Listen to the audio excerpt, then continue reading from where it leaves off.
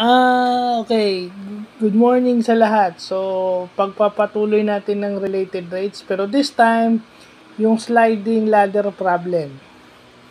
So, ito yung problem sa trigonometry. Okay, sa trigo to. Sa trigo, yung application of right triangles, yung may angle of elevation at saka depression. Pero usually, pag naka-sliding ladder, angle of elevation ang hinahanap yan. So, doon ako nakarelate. Yung Pythagorean theorem is being used here. No?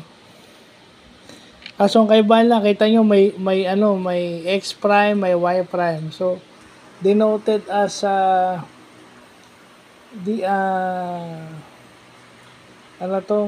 with respect to kung ano yung unit, di ba?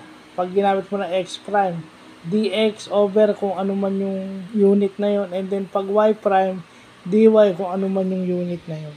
So, para hindi na humaba yung isusulat. So, yun lang yun. So, ayun. Yun yung nakarelate ako. Kasi ito, sa trigo, napag-aaralan namin tong sliding ladder. Meron din pala sa related rates to. Ito yung habang bumababa yung ladder.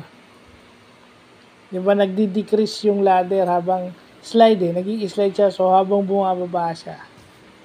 So, yun. So, ibig sabihin, habang bumababa siya, nakababa ka, hindi pala, usually kasi elevation pag pataas. Pag sliding pala, depression, pababa yung tingin mo. In line with the horizontal. So, yun.